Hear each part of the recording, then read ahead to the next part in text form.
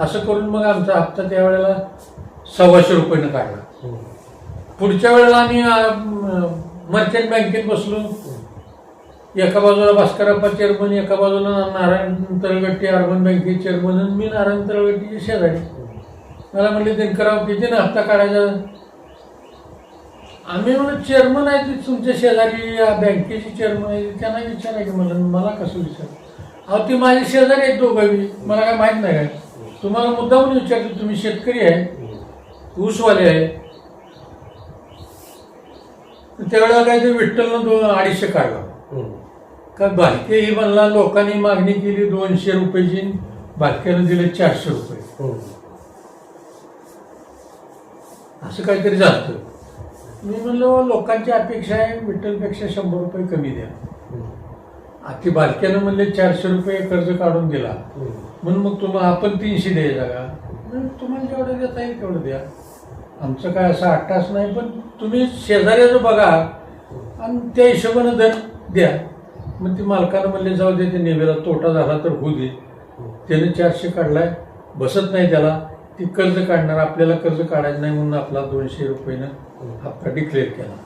म्हणजे असं मालकाला जरी आप्पा चेअरमन असले तरी मालकाच्या जवळचा कोण, विश्वासाचा कोण, ही मालकाला जाणीव होती. आप्पाचं माझं तरी खटकायचं काम काय. एकदा मीच हे असताना सरपंच असताना आप्पा आले आमच्या पार्टीत आल्यावर, ह्या पार्टीत आल्यावर मला ती 4 वर्षी गेली ना आमची, 80 ते 82 का 84. त्या येणे देण्यात, आगाशाचा घेण्यात, अन्नाचं 50 लाख येण्यात, सगळी माणसं आम्ही सकाळी आला का चहा सांगायचं, चहा पिऊन इकडे तिकडे जायचं. म्हणले पंताला काय कारखाना करायचा नाही का, तर ते भीमाचे चेअरमन झाले. तात्या डेंगरे जसं म्हणले तसे आप्पाही म्हणले. म्हणलं मग तर आपण माळशिरसची 6 आणि आपल्या तालुक्यातली 5 असं 11 जण मिळून आपण मालकाला सोडूनच बॉडी करू आणि कारखाना घेऊ. मग आता ती मला ते जायला वर एक ना एक असं बोलणं व्हायचं नाही. मी बघू करू म्हणायचं. ती मी म्हणलं आपल्याला बाबा मालक असलं तर मी आहे, नाही तर मी नाही, तुमचं तुम्ही करा. मग ती आपण ठाम ती मनात खोंगाट बांधली की ही मालक सोडून येत जात नाही बाजू, काही म्हणलं तरी जात नाही.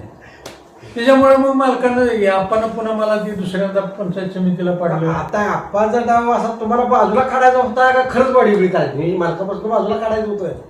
कारण आता हे तुमचं सगळं ऐकल्यावर माझ्या असं एक लक्षात आलं, कारण मी असं ऐकलं होतं की आप्पाचं भाऊचं थोडं पार्टी जरी असेल तर अंतर्गत थोडं जमत नव्हतं. याला कारण हे तुमचं राजकारण होतं, हे म्हणजे भाऊचं तुमचं जमत होतं म्हणून आप्पाचा भाऊवर राग होता.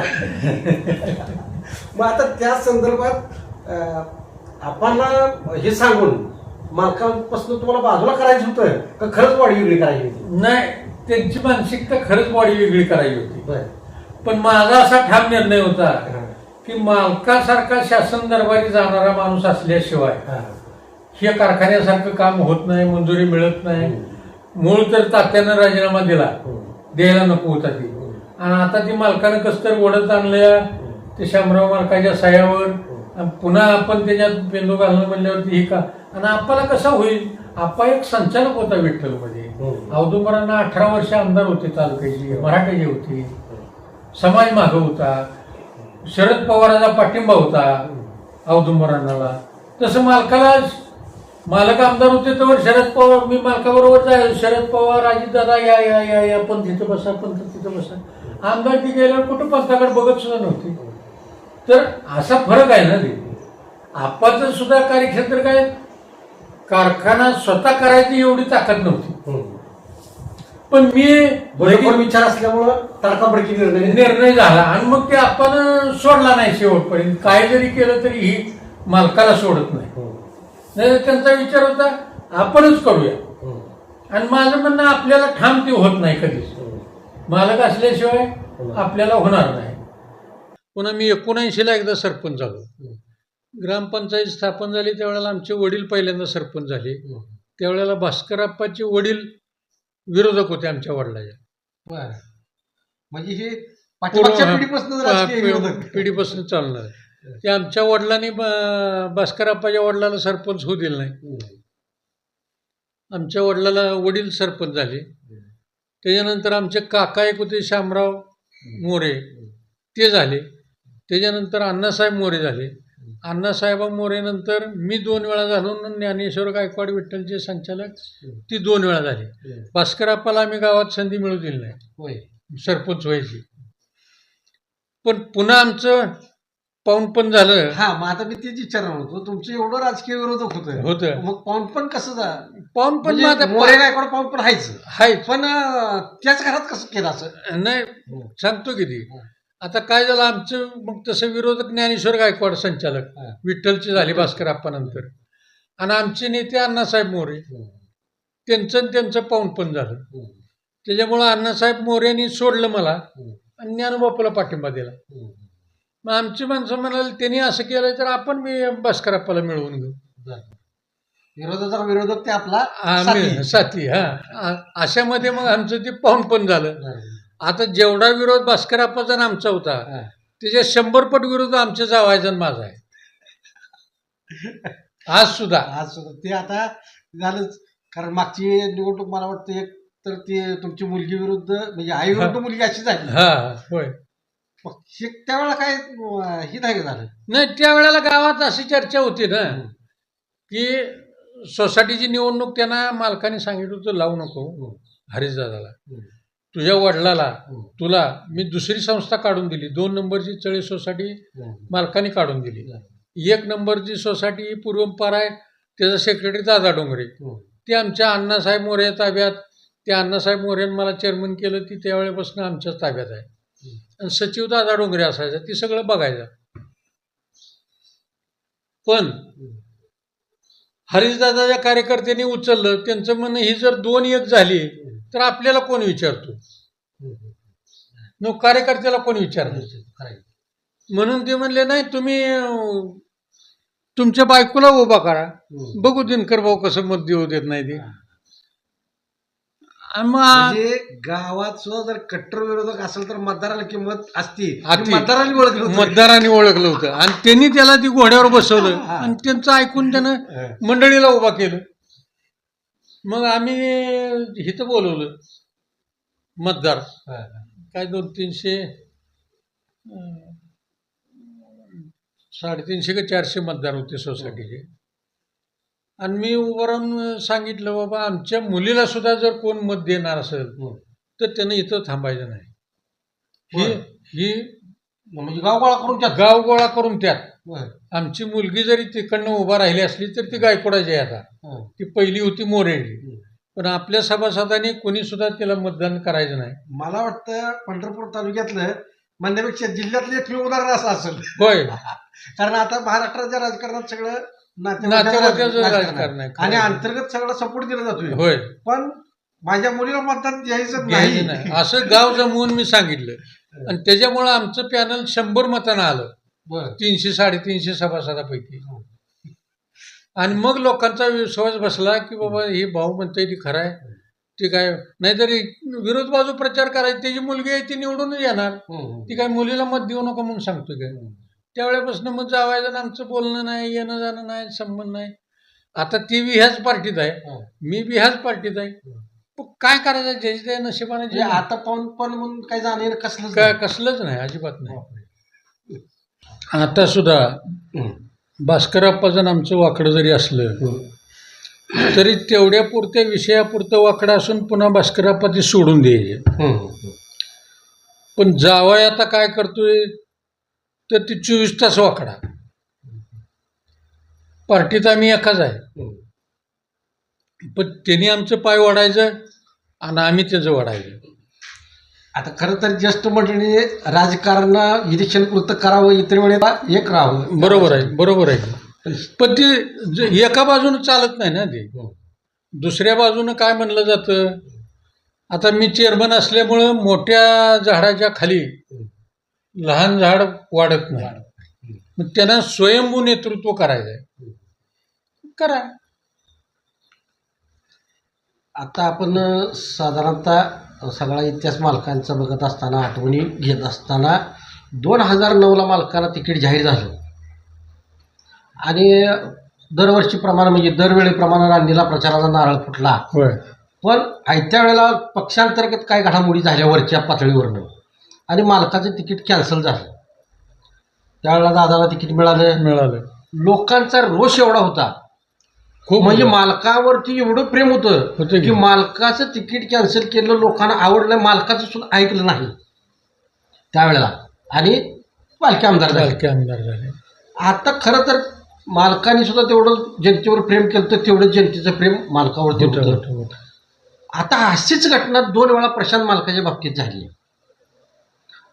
पहिल्या वेळेला मी मागच्या वेळेला सांगितलं अवतड्यांना तिकीट पक्षाने दिलं, आपण थांबूया. ह्या वेळेला पण सांगितलं अवतड्यालाच द्या, विधान परिषदेवर घेऊ. असं अंतर्गत ऐकाय मिळत, ते काय लिगली कुणी जाहीर केलं नाही, पण अंतर्गत ऐकाय मिळलं की बाबा कुठंतरी विधान परिषदेवर घेऊ. म्हणजे आयच्या वेळेला आता मी तुम्हाला एक व्हिडिओ दाखवतो, कारण तो प्रेक्षकांना दाखवता येणार नाही.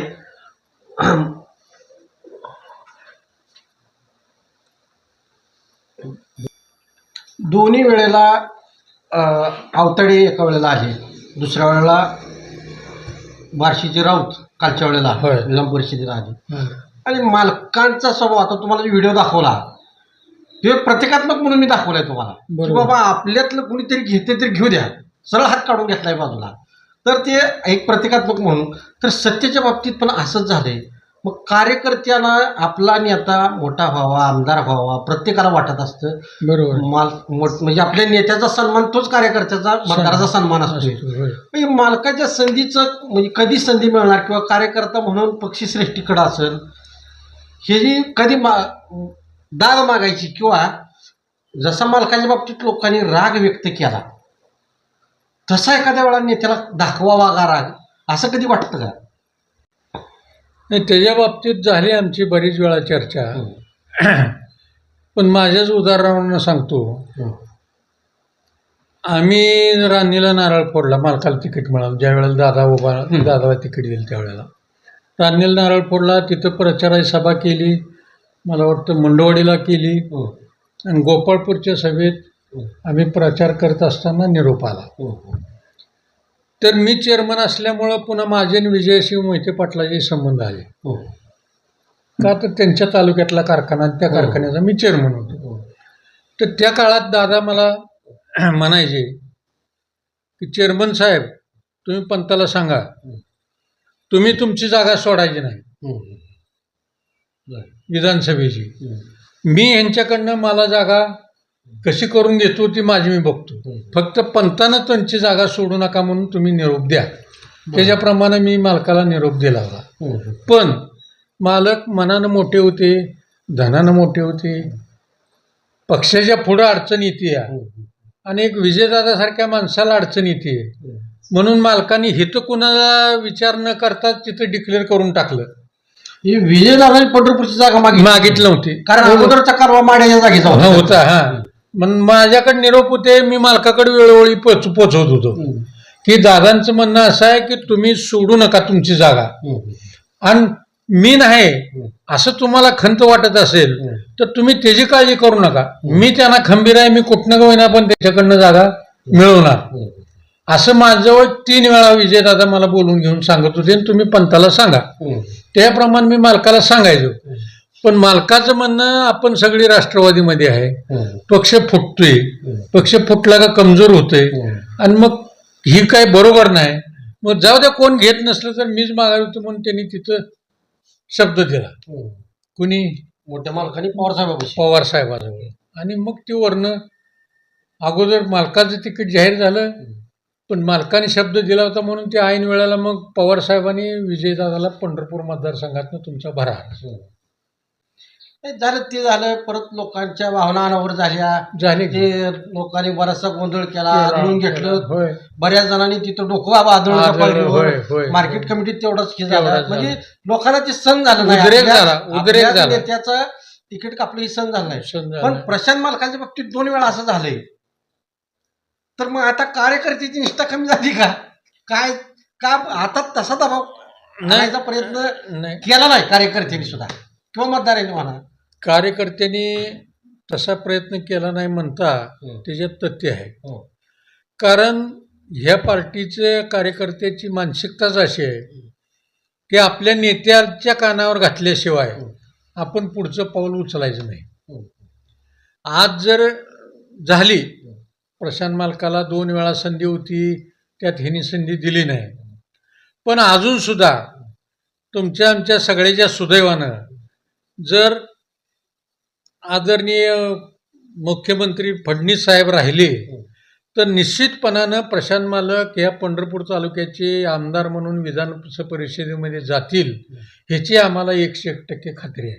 मग आता भास्करप्पाला तिकीट नाही म्हणलं म्हणून इकडं आले, मग ही पार्टी सोडून आता मालकाने कुठं जायचं आणि मग त्याला अर्थ किती? सध्याच्या ह्याच्यात कसं आहे, पदाधिकाऱ्याला महत्व आहे.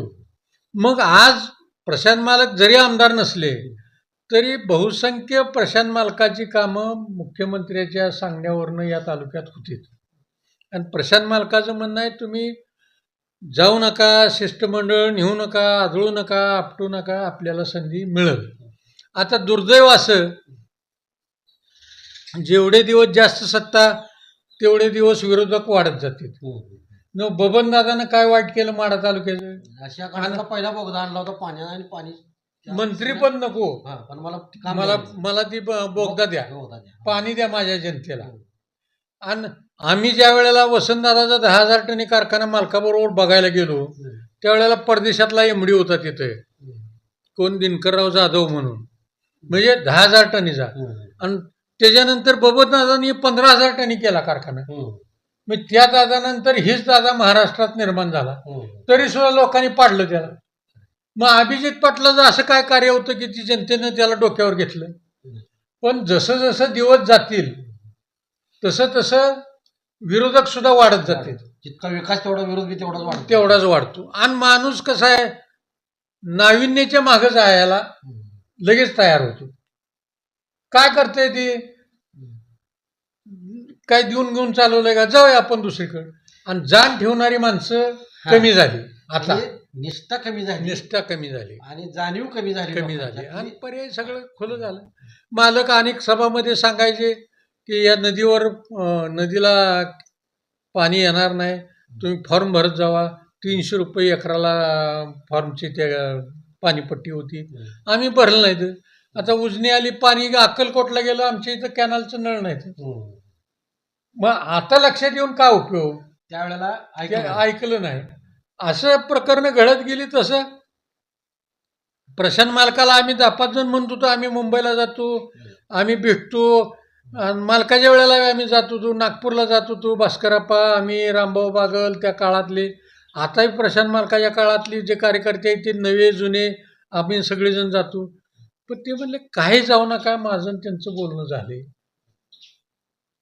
त्याच्यामुळं तुम्ही जाऊन काय करता? फक्त बाकीच्याला वाटेल बाबा ही मालकाकरता गेली, तुमचं आत्मिक समाधान होईल, त्यातनं निष्पन्न काय होणार नाही. बरं, दुर्दैवानं कसं झालं, आपल्या मतदारसंघात जिल्हा परिषदच्या 8च्या 8 जागा यायच्या की वसंतराव गेले विजयदादा या पाठीमागं, ती जागा कमी झाली. अभिजितचा उदय झाला, ती 2-4 जागा कमी झाल्या. यशवंतभाऊच्या वडिलापासून भोश्याचं सीट कधी पडलं नाही, ती इकडे येऊन पडलं. कुणाचं, गणेश पाटलाच्या आईचं, म्हणजे राजेबापूच्या मालकीनीचं. आता कल्याणराव काळ्याचा स्वतःचा भाऊ उभा राहिला, इकडे येऊन पडला. म्हणजे जनतेला काय इकडे तिकडे केलेलं आवडत नाही. आणि दुसऱ्या बाजून आता जर बघितलं या पंढरपूर शहराचं, तर पंढरपूर शहरामध्ये नगराध्यक्षाचं सीट कुणा झालं, बालके झालं. काय केलं सांगावं बालक्यानं ह्याच्या कार्यकाळात, आमदारकीच्या कार्यकाळात? काय एखादी सूतगिरणी काढली, काय एखादा विठ्ठल कारखाना सर्वोच्च शिखरावर नेला, त्या विठ्ठल कारखान्याची नटबोटं सगळी विकली तरी त्याचं कर्ज फेटत नाही, एवढं कर्ज केलं. ह्या कारखान्याचे पैसे मंगळवेढा तालुक्यात वाटलं, निवडून आला. म्हणजे अशी माणसं आता निघाली ती.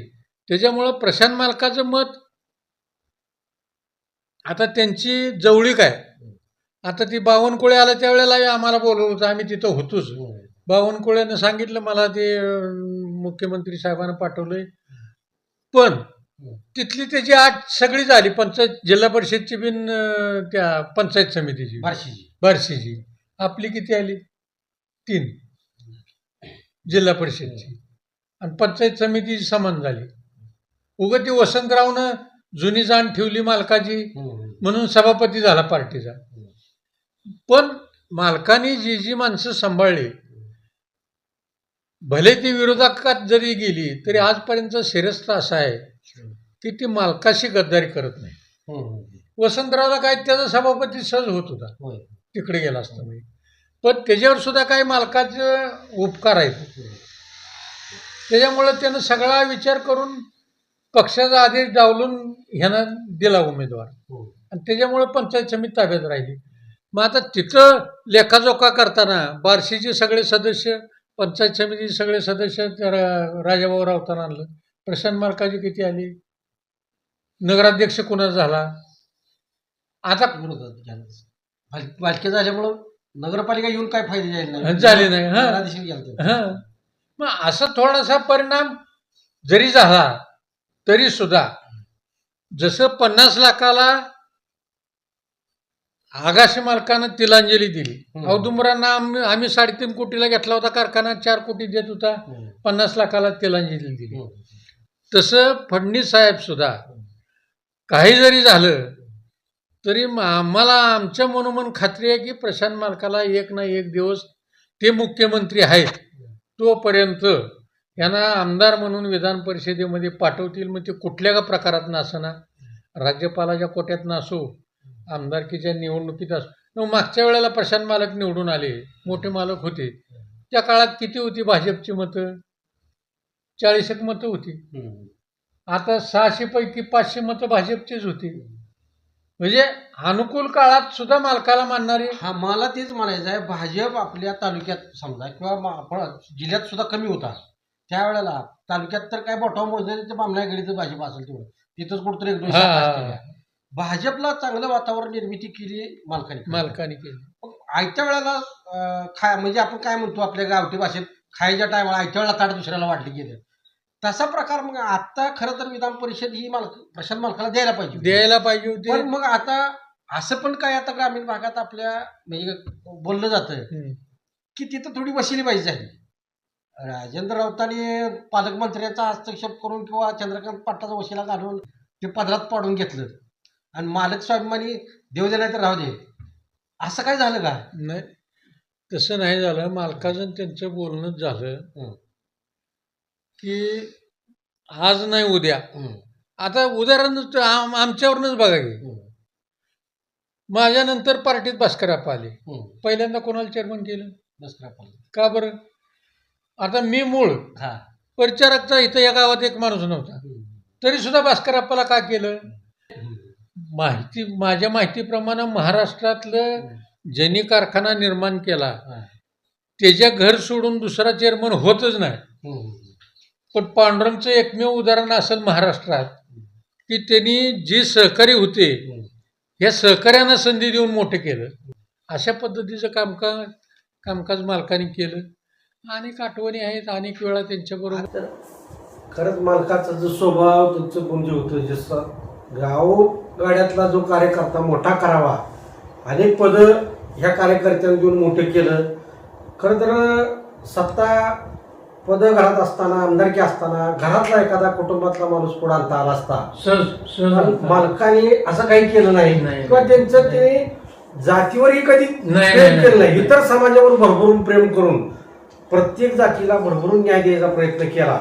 अशा कर्मयोगी त्यांना जाऊन खरं तर 6 वर्ष झाली, आणि या 6 वर्षाच्या काळामध्ये अनेक निर्णयामध्ये, अनेक कार्यक्रमामध्ये, अनेक सुखदुःखाच्या कार्यक्रमामध्ये प्रत्येक कार्यकर्त्याला ही आठवण येतच गेली की मालक असते तर बरं झालं असतं. असं ही भावनिकता आहे. मालकावर प्रेम करणारी माणसं आजही त्याच पद्धतीनं प्रशांत मालकावरही करतायत आणि इथनं पुढेही करत राहतील. भाऊ, आज तुम्ही भरपूर वेळ आमच्यासाठी दिला आणि मालकांच्या आठवणी सांगून, म्हणजे जुन्या आठवणी ज्या काय होत्या, ज्या लोकांपर्यंत माहितीच नव्हत्या, म्हणजे नव्या पिढीला, बरोबर, त्या तुम्ही परत एकदा जागरूक करण्याचा प्रयत्न केला आणि भरपूर वेळ दिला. त्याबद्दल तुमचा आभारी आहोत. आणि आपण आता प्रभू रामकृष्ण हरी. आपण सगळ्याच्या वतीनं मोठ्या मालकाला अभिवादन करूया. आपण आलात, आपला सुद्धा वेळ खर्ची घातला, आमचं मनोगत ऐकून घेतलं त्याबद्दल आपल्यालाही धन्यवाद देतो आणि आपण थांबूया.